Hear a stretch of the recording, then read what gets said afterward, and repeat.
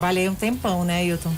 Isso, a experiência é mais de 15 anos, né, atuando em diversos setores, desde a construção civil a grandes indústrias alimentícias, indústrias manufatureiras. Ailton, antes de entrar no assunto contigo, a hora que a gente chamou a entrevista com você aqui, o Castilha estava aqui, né?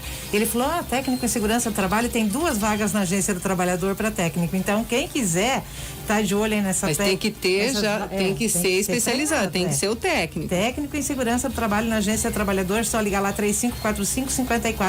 Agora vamos incomodar o Ailton aqui, né? O que mudou em tempos de pandemia com a segurança do trabalho, Ailton? É muito importante ressaltar que toda a humanidade está vivendo esse período, né? Mas o que mudou muito, que tange a legislação trabalhista, é que muitas normas confundem os empresários. Então, nós temos hoje uma norma nacional, que é ali do Ministério do Trabalho e Economia, uma norma do Ministério da Saúde, uma norma da Anvisa, uma norma da Vigilância Sanitária. Então, e mais os decretos municipais e estaduais. E aí o empresário não sabe qual seguir. Ele fica meio perdido, né? Então, para a gente resumir, eu trouxe um rascunho aqui numa portaria da Secretaria de Inspeção do Trabalho, onde que vai dar algumas diretrizes para seguir, né? Porque muitas vezes a gente acaba negligenciando. E agora, com esse tempo de pandemia, evidenciou-se muito a palavra prevenção. Então, muito melhor hoje o empresário, o empregado ou o autônomo, ele de forma preventiva do que de forma corretiva ou ficar num leito de hospital, né? E você acha que as pessoas se conscientizaram mais com relação à segurança no trabalho? Especificamente no trabalho, tem muitos dados que, sim, só que negligenciaram outras normas. Exemplo, vou dar um bem claro. O termo máscara, né? A máscara social, quando nós falamos máscara social... Que é essa que a gente usa aqui, essa comum de tecido, né? Essa máscara social, as pessoas estão colocando nomes das empresas, estão colocando logo das concessionárias e estão o trabalhador no canteiro, negligenciando os riscos, onde que a norma, lá na CLT, no capítulo 5, onde fala a segurança do trabalho, e a portaria 3.214 do Ministério do Trabalho e Economia, ele fala o seguinte, que o EPI tem que se adequar ao risco. Então, eu vou dar uma máscara social, onde tem um risco de poeira e névoas químicas. Ela não vai adiantar. Né? Então, ao invés de ajudar, está mais prejudicando, então. Isso. Não seria prejudicando a palavra exata. Talvez ela está favorecendo que o funcionário adquira uma doença do trabalho. No ano passado, até suscitou-se que o trabalho, o Covid, ele seria uma doença do trabalho, mas durou 2 dias e já derrubaram a norma. Não é considerado. Não é uma doença do trabalho, é uma doença sazonal. Só que o que acontece? O trabalhador, quando ele está no ambiente ali, ele está protegendo-se a si mesmo, mas existem outros riscos que estão agregados à função. Então, só dando a máscara, incoerente ao risco, não exime a culpa. Então, o trabalhador, o empregador, ele tem que seguir a NR6, onde ela fala que o equipamento de proteção individual tem que ser... O ideal seria eliminar o risco. Se não dá para eliminar, nós podemos atenuar através do EPI, devido ao risco. Então, nós temos nas empresas aí algumas metodologias que foram adotadas, por exemplo, a proteção mecânica, que é aquele acrílico no atendimento, a máscara de uso social, nós temos o álcool gel, mas aquele outro também que é o Face Shield, viseira, né? O Face Shield. Então, esses produtos são para fins social.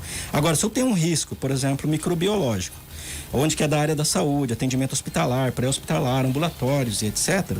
Esse povo, eles não pode usar a máscara comum, ela tem que usar para o risco biológico. Então, o risco biológico, ela tem que passar por um processo. Então, ela vem com 3 camadas, vem o TNT, uma camada eletrostática e também outro TNT. E aonde que ela vai num laboratório e é feito um ensaio e dado o CA.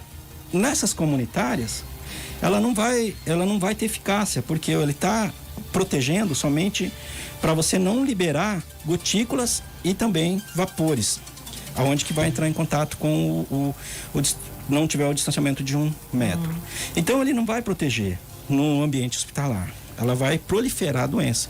Então, essa distinção de norma, né? Por exemplo, o Ministério do Trabalho fala da PFF2. A Anvisa libera a máscara de tecido. O município exige o uso de máscara, mas não especifica qual. O Estado fala, ó, usa o álcool gel, façam o distanciamento e usem máscara, mas também não desqual. Então, cabe ao nesse caso, empregador... o que faz? O que o empresário pode fazer nesse caso? Ou seria um ideal, uma consultoria... Contratar um técnico em segurança do trabalho. Uma consultoria técnica, né? Ou uma própria pesquisa e ver quais riscos que ele está oferecendo para o empregador, para o trabalhador. Então, após esse levantamento, ele vai fazer o quê? Vai atenuar esse risco através do EPI. Nós, da LAN Equipamentos, a gente tem uma metodologia seguinte, a gente faz a venda consultiva. Isso que eu ia perguntar, se tem muita gente que chega para vocês pedindo uma orientação. Com muita dúvida, né? Então eles ficam na dúvida, N95, PFF2, com válvula, sem válvula. A máscara N95 é nomenclatura norte-americana. No Brasil, nós temos ensaios feitos pela ABNT e pelo Ministério do Trabalho como é PFF2, ou seja, peça facial filtrante, onde ela vai filtrar ela vai filtrar 95% do ar atmosférico. Então, a N95 é uma norma americana, então ela difundiu na América, na Ásia. Então, fica muito enculturado essa da N95. Se lembrando que essa máscara é uma PFF2 que eu estou usando da 3M, mundialmente é uma N95, só que fica naquilo, eu quero um N95, mas não tem os ensaios, né? Outra coisa também é os EPIs, o equipamento de proteção geral. A gente fala alguns processos, como leitor de temperatura, barreiras mecânicas, barreiras que podem fazer a aproximação de 1 metro. Então, nas empresas, o que a gente pede? Cria-se um protocolo interno. Porque o grande desafio do empreendedor hoje, da pessoa que está sendo espancada por vários decretos, por várias normas, ele fica perdido. Então, o que ele vai? Vai criar um protocolo de segurança. Como que é o protocolo de segurança? A higienização da superfície, porque o vírus, o microbiológico, ele nada mais é do que uma proteína, uma gordura. Então, se você higienizar a tua parte, teu posto de trabalho, você elimina o contato com o vírus. Tem atendimento pessoal, então dá uma máscara decente, faz uma limpeza, uma higienização e o álcool na entrada. Mas tem outros EPIs, né? Nós temos aventais, temos luvas, né? A luva descartável, tem as luvas plásticas. Hoje os restaurantes, eles já estão dando a luva plástica para servir. É um protocolo. Está escrito na norma? Não está escrito, mas adotou-se um protocolo de higiene, né? O que a gente percebe assim é que tanto as empresas como os colaboradores agora e até mesmo vai ter que conviver com essa nova realidade aí até que isso se dissipe, né? Foi um divisor de águas, né? Antes da pandemia, pós-pandemia. Como que era antes? As empresas grandes, as alimentícias, as grandes multinacionais, elas já têm um protocolo. Então, para você entrar dentro de um aviário, você higienizava toda a tua roupa, tinha uma roupa especial, passa o hipocloreto de sódio, desinfecta tudo, daí você adentra o laboratório, a área de corte, a área de... Agora, tá passando isso para as pequenas, então tem que ficar. E aí, uma coisa que o grande desafio dos empresários é, além de se adaptar às normas, cumprir a norma, é conscientizar os colaboradores. E como chamar atenção?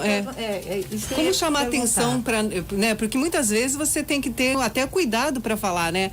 Coloca uma máscara ou coloca um equipamento. Como chegar e como chamar a atenção do funcionário sem milindrar? Nós temos algumas técnicas, né? Porque o processo, o fator humano é complicado. Como que a gente pode utilizar as técnicas? A primeiro é divulgação, cartaz. Espalhar pela empresa. Comunicação interna. Comunicação interna, mostrar realmente como que é. Infelizmente, o brasileiro, eu vou falar assim, a classe trabalhadora, ela tem que ser impactada por tragédia. Se tu falar que não morreu ninguém, eles não estão nem aí, né? É até difícil a gente falar sobre isso, mas todos os dias a gente perde trabalhadores. Então, essa conscientização, mexer no emocional, enculturar, levar na cultura da empresa, difundir essa ideia de prevenção, é o grande desafio do empresário. Ailton, mas eu acho que mais que conscientização também é assim, é lei, né? É previsto nos códigos, nas NRs todas, né? Que a empresa tem a sua obrigação e o trabalhador também tem a sua obrigação. Sim. Mas tem muita gente que recebe às vezes um EPI e não usa, não usa, deixa lá largado, não cuida do material, ele também tem responsabilidade sobre isso, né? Direta. Vamos falar um pouquinho de lei, só para pro ouvinte ficar esclarecido. A norma regulamentadora número 6, ela deixa bem explícita no conteúdo dela que é dever do empregador fornecer ou seja, criar condições salubres, ou seja, sadias, para o trabalhador desenvolver suas atividades. Se houver algum risco, ele deve eliminar ou neutralizar através do equipamento de proteção, fornecendo adequado ao risco, troca quando der uso, treinar esse colaborador e exigir o uso. Porventura, ao revés, para o trabalhador, há aquela também a mesma responsabilidade do empregador. Ele é obrigado a usar o EPI para o fim que se destina, se responsabilizar pela guarda e também comunicar se tiver danificado. Então, o que eu oriento todos os nossos clientes, né? Todas as pessoas que a gente tem contato, eu vou entregar um equipamento novo, eu pego o velho. Porque quando a gente fala assim, se você dá uma luva nova para o cliente, para o funcionário, e não pegar a velha, ele vai guardar a nova e vai continuar usando a velha. Tá? Então, tem essa questão de responsabilidade. Mas a empresa é muito e mais... Também tem aquelas que a empresa fornece a EPI e o funcionário não usa, e se bate uma fiscalização, quem é prejudicado é a empresa, né? Então, é por isso que essa conjuntura ali, e dentro das obrigações da empresa, é fornecer e exigir o uso. Por isso que tem nós chamamos advertências, né? Tem a verbal, a escrita e a suspensão. Então, um EPI que é vital, por exemplo, o trabalhador está sem o equipamento de proteção, eu não posso cobrar. Vou te dar uma máscara e vou te descontar do teu salário R$5. Eu não posso cobrar, mas eu tenho o poder legal de exigir que ele venha trabalhar dentro da empresa, senão ele vai levar falta. Essa falta desconta do salário, DSR reflexo em férias e 13º. Então ele tem um amparo legal, mas 99% dos empregadores negligenciam isso e acabam sofrendo sanções penais, penais se for houver óbito, e trabalhista, porque ele também vai para a esfera previdenciária, são 3 esferas, ele acaba havendo a sanção por negligenciar essa norma, essa gestão. Ailton, no caso de algum acidente de trabalho, que o trabalhador não usou equipamento de segurança ou não usou de maneira correta, ele pode deixar de receber algum benefício por não ter usado o equipamento, se provado que foi fornecido, que foi orientado? Tá. Vamos só entender o acidente de trabalho. O acidente de trabalho é aquele acidente que você sofre no percurso ou na execução das suas atividades. Então, se você estiver registrado, tudo certinho, e dentro da execução das suas atividades, você pode sofrer um acidente de trabalho e você recorre ao INSS integral, abre-se uma CAT, que é uma comunicação de acidente de trabalho, e o INSS vai dar o salário, é um CAT que nós falamos. Esse seguro, ele vai dar o salário integral até a recuperação do trabalhador.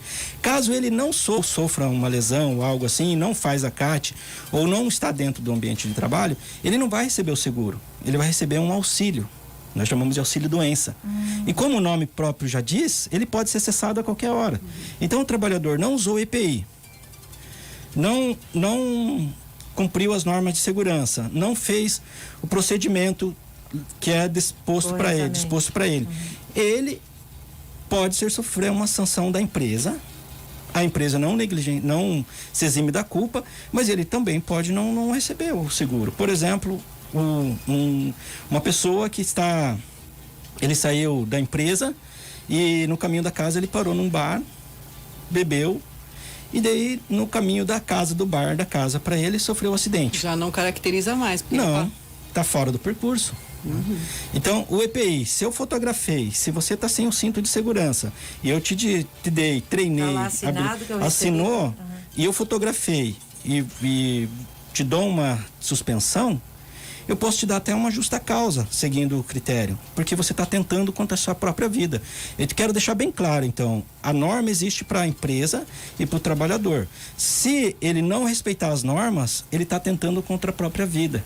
Está tentando contra a própria vida, a gente pode pegar e vir numa justa causa. Deixa eu te perguntar uma coisa, agora com esse trabalho remoto, trabalho em casa, pode ser considerado, se acontecer algum incidente, algum acidente em casa, ele pode ser considerado acidente de trabalho também? Pode, desde que quando ele acessa o acesso remoto esteja documentado, esteja registrado que ele está a trabalho da empresa. É o caso de pessoas que fazem viagens externas, né? Por exemplo, eu sou vendedor externo, eu bati o cartão, abri o sistema, estou atendendo o cliente e sofreu um assalto lá e aconteceu alguma coisa e eu sofreu uma fratura ou uma lesão.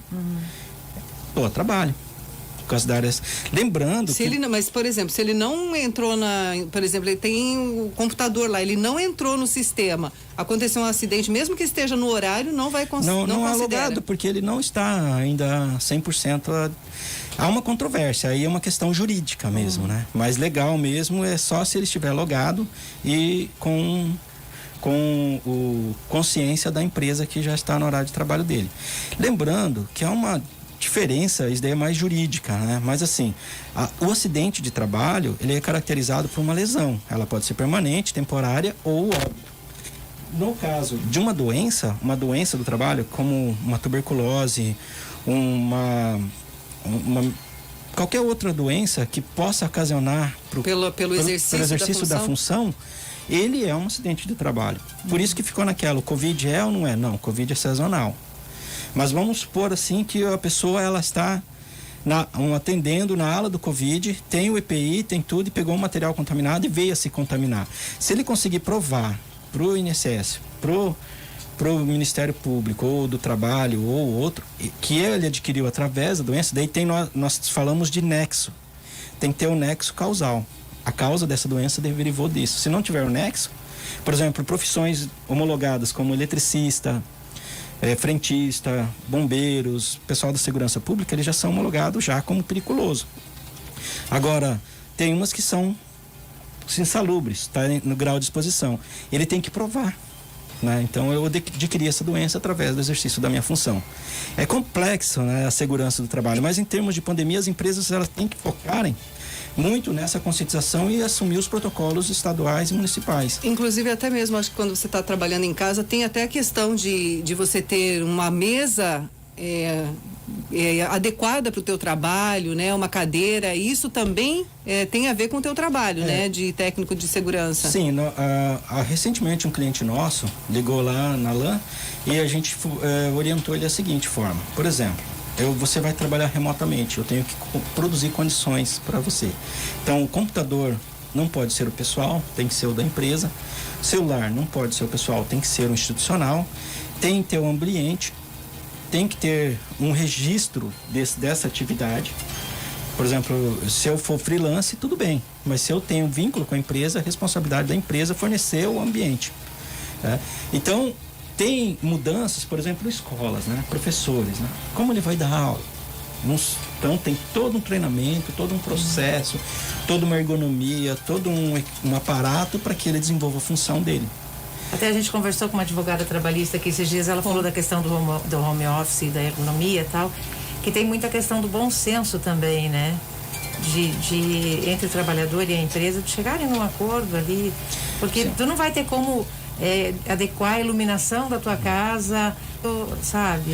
Nós chamamos de controlar a jornada, né? Controlar a função. Como que seria? Vamos pegar um exemplo, vou entrar em home office. Tem uns decretos.